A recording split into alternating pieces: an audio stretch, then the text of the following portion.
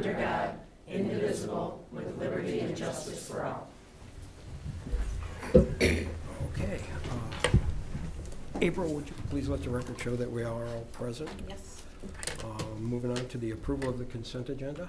I'll make a motion to approve the consent agenda as submitted. Support. You support? Okay. All those in favor say aye. Aye. Any opposed? No. All right, we're going to move on to the approval of the agenda, and I believe it's all good. I'll make a motion to approve the agenda as submitted. I'll support. All those in favor say aye. Aye. Any opposed? All right, we're going to move on to announcements and communications, and before we get to the one communication we have here, I'd like to introduce Tony Nicholas, our new building official, to the Board of Trustees. He started here, I believe, Thursday of 2 weeks ago, and then he had a conference to go to last week, and his first days on the job were this week. And he's starting hard and heavy and doing an amazing job, and Tony. Happy to have you. Thank you for having me. Okay.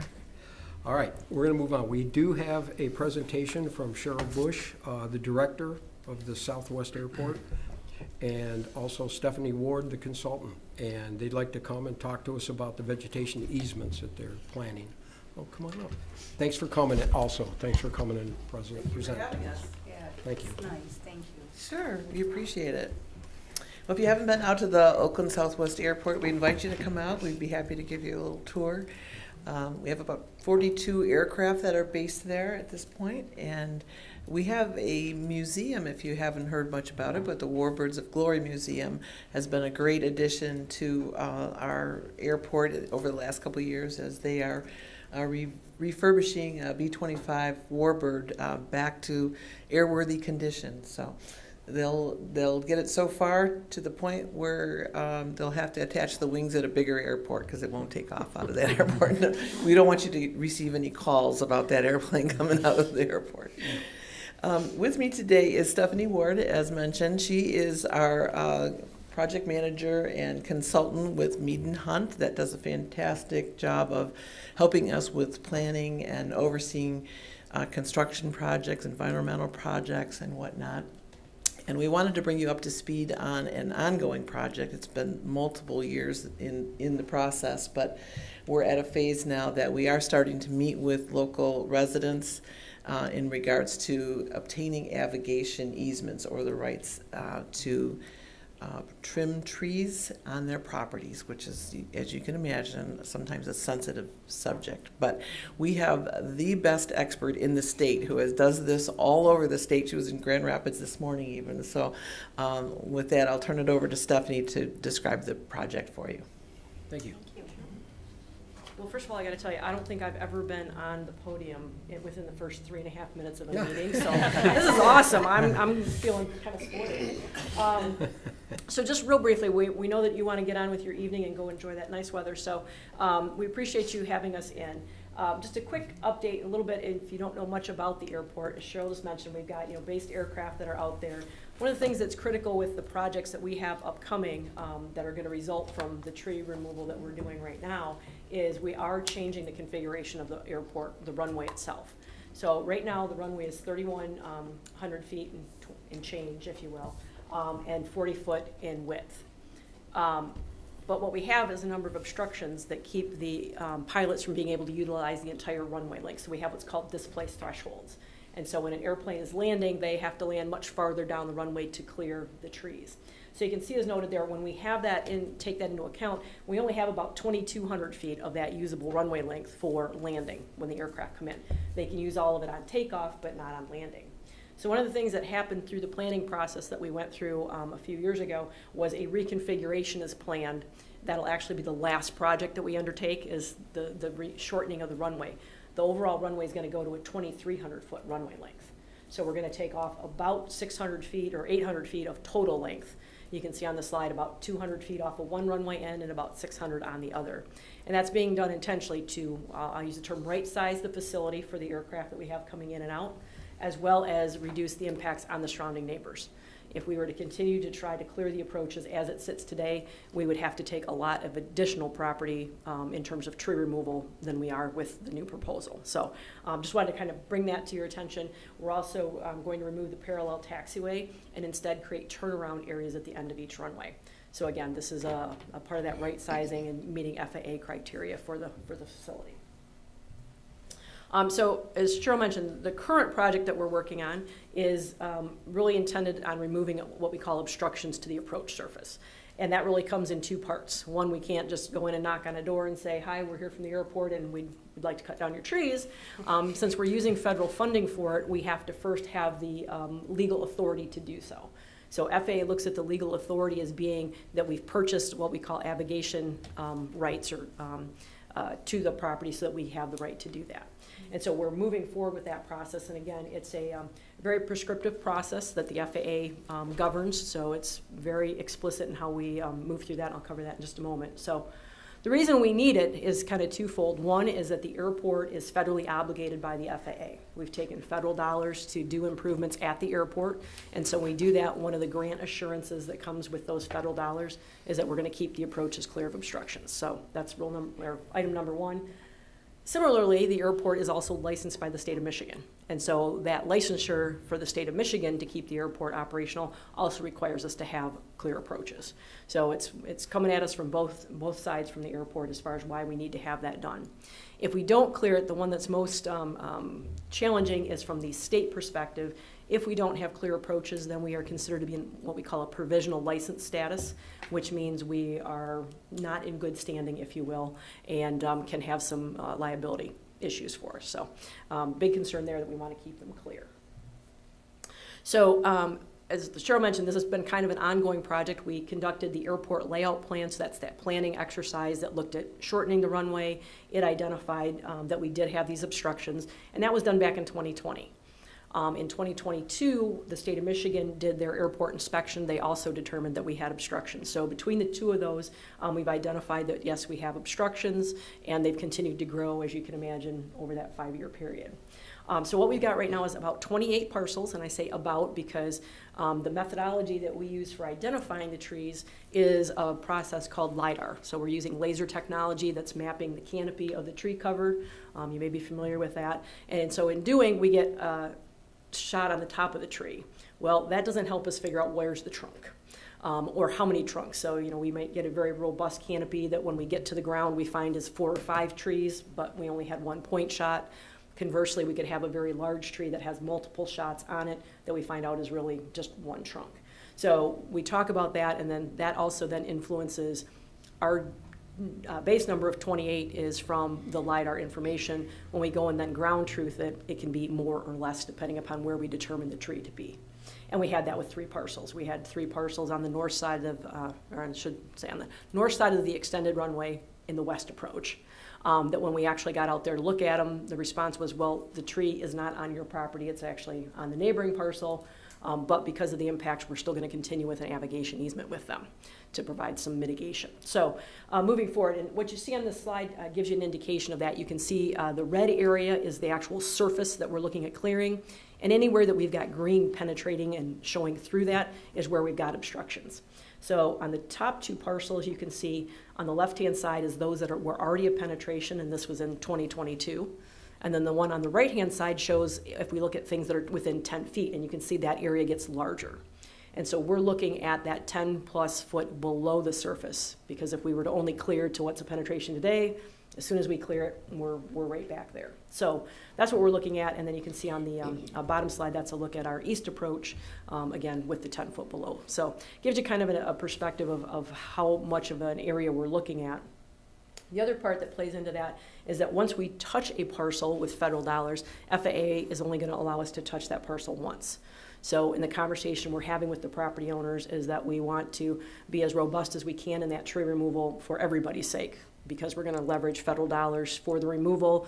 We also don't want to have to come back at a later point and inconvenience the property owner with that. So some questions have come up about, well, why the delay between 2020 when you first identified it, 2022, here it is 2025.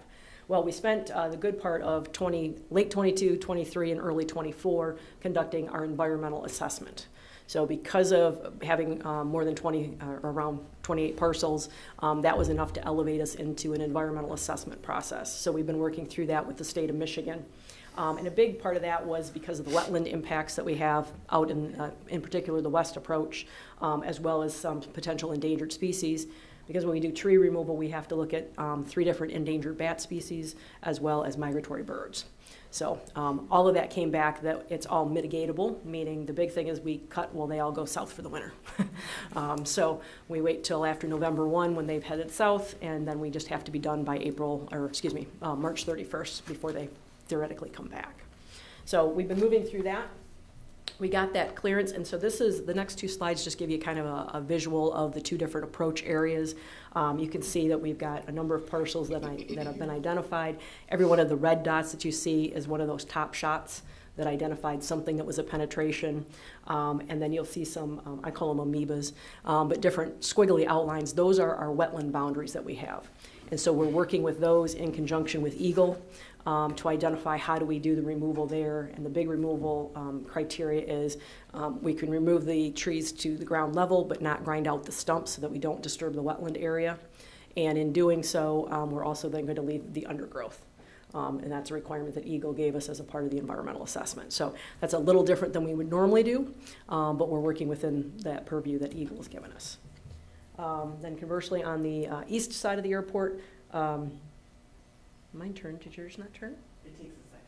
Oh, okay. It's like, well, wait a minute, here it's okay. There we go. So this is the eastern side, and so vast majority of the clearing is on airport property. We're also working with the Huron River Trail. There was an existing memorandum of agreement already in place. Yep. I recognize your name, Patricia. Yep. So we're working with them as well, and then the vast majority on the east side of Milford Road is all Wallbridge. So we're in talks with them. Basically what I mentioned is how will we conduct it. So we're purchasing new navigation easements from the property owners. Requires prepayment of consultant fees, so that's something that the county is undertaking now. We then provide payment to the property owner, and so that was critical for us looking at how do we move forward with that. We want to make sure that the owners are properly compensated. And then it also gives us the ability to do mitigation. So if, for example, we're clearing out some of the tree area that now they've got a clear view to a neighbor that maybe they say, hey, that tree was blocking that. We could look at either replacement plantings, possibly a fence, things like that, and that's on a case-by-case basis with each property owner that will negotiate that independently with them. We do have one parcel that we're going to use a method that's called the airport approach plan.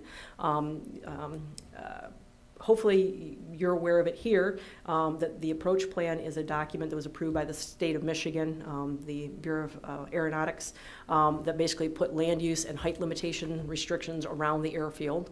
And so this is going to apply to the one park parcel that we have that's just to the west approach. So we have a handful of trees out there that we need to work with. Deeded, it's about 72 different property owners that have access to the park.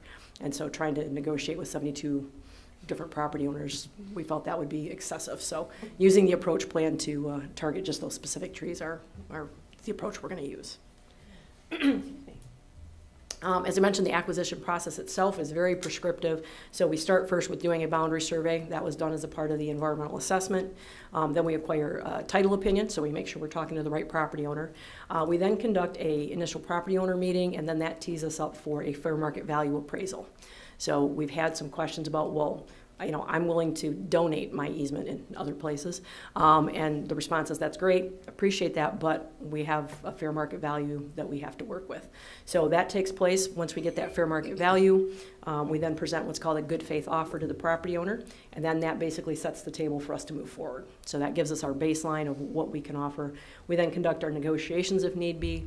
When we get to a negotiation, either an acceptance of the good faith offer as presented or a negotiated settlement, then we go to closing at a title company just like we would if you were doing a mortgage. And then it's an administrative thing behind the scenes for the airport, is we have to update that airport layout plan and Exhibit A property map. So kind of technical stuff. So this just gives you kind of an example of what I mean by that fair market value study. We do what's called a before and after analysis. So the appraiser that we work with, who's registered with the state of Michigan, would go in and appraise the property as it sits today. And then they assume that the avigation easement is applied to the property and then fully executed. So whatever the rights are provided under that easement, we assume that it's taken at its full value. So the example, as you see here, if we assume a property is worth $200,000 in the before situation, they apply the easement. If that affects the value by the after value being $180,000, the difference is $20,000. So that would be that good faith offer we would make for that. So that's just kind of a simplistic example of how we work through that. The key thing to take away is we don't pay for individual trees. FAA says this isn't about the trees. This is about purchasing the air rights that then allow us to remove the trees. So we've had property owners say, well, I had a car run into my tree and I got paid $5,000. Well, that's a different situation. That's an aesthetic value, not what we're doing here. So the tree removal is actually the second part and comes last. And so we're looking at that probably being in late 2027 to 2028. And that's, again, because we need to get through all of the land acquisition first. We're not anticipating that we'll get through all of that in time for this coming fall because we would have to be complete, go out for a bid process, get the federal funding in line, and just lining all those dominoes up are pretty challenging. So we're looking at late 2027. It'll be competitively bid. And we anticipate the costs there are going to be at the proration that we've gotten with our existing federal projects. So 90% is federally funded, 5% comes from the state of Michigan, and then 5% locally from Oakland County. And then, so last but not least, is where we headed from here. So we're hoping to have the avigation easements, hopefully, ideally wrapped up by the end of this calendar year. Then we have wetland mitigation that we need to do. That's going to take us through most of 2026. That's probably going to just be buying wetland credits somewhere in Oakland County. Our tree removal, the design, will happen in 2026, which then would tee us up again for that 27, 28 winter months of late 27. Site restoration in early 28. And then last but not least, our pilots will finally realize a new runway. Last step would be in 2029 into 2030 is our approach to that. So long way to get to what we started with, which was, we need a pavement rehab. So here it took us almost a decade to get there, but we're in the home stretch. So with that, if you have any questions, I'm happy to answer them, and I'm happy to leave some business cards. If you get any phone calls from property owners, we're happy to field that call. Feel free to have them give us a call. I don't know if you left your presentation with April to put in the Yeah, she packet did. or not. Okay, good, perfect. All right, thank you. Any questions? Anyone? Okay, well, I want to thank you for the presentation because you start going to the homeowners, we will be getting calls. Yeah, we've met with Guaranteed. about 50% of them so far. Yeah. So Oh, you far, all have? of them have been amenable enough that they've let us in the front door. Great. So that's going pretty well, knock on wood. That's good, but you're going to have that one, we always do. Always do. And we know how hard it is to get easements, we work with that all the time, Yeah. so, but thank you so much. Thank you, thanks for giving having that us, we appreciate it. And if presentation. you have any individual questions, And you I got my also contact, talked feel to free. Cindy Yeah, For the Trailway Council. oh, yeah, So, yeah, because we have so three it's all too. good, Yep, Yeah. So, well, was great. that helpful, what I said? very much, very helpful, I appreciated it. Yeah, because we were chasing that one little parcel, and I know. nobody laid claim to it. Great. well, we do appreciate it. And thanks to a couple of your board members who showed up to our environmental assessment, we greatly appreciated Yep. that. Thank you. Well, thanks so much. Thank you. Thanks for coming in. Thank you very much. Can I get one of your cards? Your business cards. Okay, so we're going to move on to call to the public, which I don't see any public, so we'll close call to the public. And we're going to go on to reports. Our first report, DDA, she is on vacation, so we're going to the second report, Chief.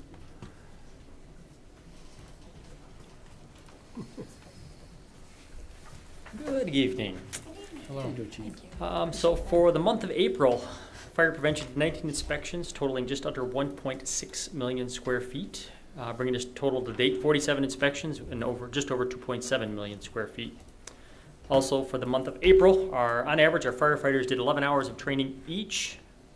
This past month's training, they were focusing on their annual driver's training test, and they had to requalify on each apparatus going over a predetermined course that we had set up. So each one of them completed that successfully. Run numbers for the month. We are up 6 from last year in April, ending the month at 605 runs this year. We were at 599 last year. And last but not least, if you guys didn't receive it, you should have in your email, but on May 14th at 1 p.m. Over at Station 1, we will be doing Engine 2 dedication and push-in ceremony, which is on Wednesday. So hopefully you guys can make that. I look forward to having you there. Any questions? Fantastic, Chief. Thank you. Thank you. Thank you. We'll move on to Lieutenant. Anything from Lieutenant Whitfield? Good evening. Spectacles on here. All right, first off, Lyon Township deputies will be assisting with a fun run at Pearson Elementary School on May 9th from 4 p.m. to 5 p.m. Now, the school they're partnering with a couple of parents to host this 1 mile fun run. That's starting at the school, ending at the school. They'll be running through the Elk Holes Farm subdivision, and we will be utilized to assist with traffic details at some of the intersections. So it's good. It's always nice to help the kids out. Will you be running? No, not this time. Not this He doesn't want to show off. Yeah, show off how painful it is. All right, next up, you'll be happy to know that SafeWise.com has listed Lyon Township as the 9th safest city in Michigan. It's largely due to me, of course. I know. It's a concerted effort from my staff. But that's they sell alarms and stuff like that. So it's based on the statistics we submit to the FBI. So these are based on the 2023 stats from the Uniform Crime Report. But that's good. That's good for us. It means we're doing something right. Next up, the Sheriff's Office is hosting our annual award ceremony on May 14th, Wednesday. A couple of our deputies are getting some awards. I won't be in town to go, but I don't care. No, Deputy Pride is going to be honored, Deputy Rukowski and Deputy Karani for various acts that they've done throughout the year. So it's a big deal, but I'll send Tony Brown to my place to take notes, and I'll have him come back and report his findings. And the last thing that I have is the Sheriff's Office disseminated a media release related to the Chilean gangs. You recall when the Chilean gangs were running around in 2023, breaking into high-end homes through the second floor? So we were actually able to get some charges on these guys. Now, it was a combined effort between us, Ohio, and Indiana for the crimes that they committed in Bloomfield Township in Oakland. We were actually able to get a conviction on one of the nationals. Strike that. He's convicted, but he'll be sentenced on June 16th. Now, he was with some other partners. They're still in custody down in Ohio, so we're going to wait until we can get them extradited back to charge them for the crimes as well. So hopefully this will send a good message to foreign nationals to not commit crimes here. And that concludes my reports. Does anyone have any questions for me? I like it. I like that. All right. Sounds good, Les. Thank you. Thanks so much, LT. Yeah. Appreciate it. All right, we're going to move on to the Planning Commission. Okay, we did have a planning commission meeting on Monday, April 14th, and we held several public hearings. The first one was the Triumph Building conditional rezoning, and we had a pretty packed house, I would say. I would say approximately 15 to 18 people spoke. You know, it was the traffic, it's kind of the usual, but they were really adamant that what really got to me was we did just do the master plan, and we did not look at that corner, and so that did change my mind about, I felt that that was the right thing to do at the time. So anyways, the Planning Commission denied their request. So that was that one. And then we had the performance guaranteed text, which is on our agenda tonight. That was recommended to the board. We also, which is also on our agenda tonight, the corner side yard text amendment, and that was recommended to the board. And then under new business, those were our public hearings. Under new business, we had Trident Lion #3 expansion site plan, and it's very nice, and we saw what they were doing, and that was approved. And then the Pratt Miller edition, which is like a teeny little addition, which probably could have been done at admin, but it's on our agenda, and that was also approved. So that concludes my report. Is there any questions that I can answer? Anybody? Do we know if Triumph has withdrawn that application or if they plan to still come here? We don't know. Okay. We don't know. They did withdraw it. They for now. For now. Well, Yeah. It's not coming Just to for board. now. I just said there's not an immediate Oh, us yeah. looking at the No. recommended denial. It's okay. Yeah. Okay, anyone else? All right, Lisa, what you got? Well, we did not have a meeting in April, and we will not have a meeting in May. However, the item on our new business, item 10B, was a result of our last ZBA Oh. meeting, so, Nice. yes. Okay, great. That'll somehow get me through the hardship of not having a meeting in May. Yeah, we need to fix some things. Yes. Okay, Tony, this would be your place in the building department, but since you're brand new, I mean, we're gonna give you a break this week. Thank you. Or this month, I should say. But we are saying welcome. And thanks for being here tonight, and thanks for showing up, and it was nice to introduce you to everybody. We got a great board, I'm just telling you, we do. And you're gonna be very happy here, so thanks. Thank you. I'm very happy to be here. Okay. All right, and in the water report, we have, the South Hill has all the footings poured, and they're waiting for the cure, and the building's gonna start going up. The filters are built, they're gonna put the filters in the building, and then build the building around the filters. Just so you know, and everything is ready to go in, so it's moving along pretty well. Since the occasion of the wet, they got over that, the frost and all that, and they're moving very quickly now. So, anyone like to go out and take a look at it, just get a hold of me, we can go out there and take a look at it, anytime. Okay? Anybody have anything on that? No. All right, that'll conclude our reports. We're gonna move on, unfinished business, we have none. New business is the first reading of the performance guarantees of the zoning ordinance to align with current best practices and procedures. Basically, this is to get a glitch out of our ordinance that says that we accept bonds, and someone found that glitch, and we're moving this back so it's only cash bonds. And that's all that is. Any questions on that Exactly one? right. Yep. No. I will move this item, ordinance number 01-25 to second reading. I'll make a motion to move 01-25 to second reading. I'll support that. All those in favor say aye. Aye. Any opposed? Okay, and the next one is the same text amendment. This is the first reading of the corner side yard that Lisa was talking about. We have a corner side yard listed in our ordinance, and it's actually a front yard. Well, somebody caught that side yard and tried to hold our feet to put in the generator in actually a front yard. And that's what Lisa was talking about, and this cleans the language up in that ordinance. It takes out the corner side yard and says when you have a corner house, you have 2 front yards. And that's the cleanup, and that's all that is about. Anybody have any questions on that one? I would like to have the honor of making the motion Please. to move ordinance number 02-25 to second reading. Okay, Support. all those in favor say aye. Aye. Any opposed? Wonderful, okay. That concludes our meeting tonight. It finishes our agenda. If there's no further discussions, anyone have anything they'd like to say? No. If not, Good meeting. we're gonna adjourn the meeting. Thanks, everybody. Nice job. Nice weather. Get used to this.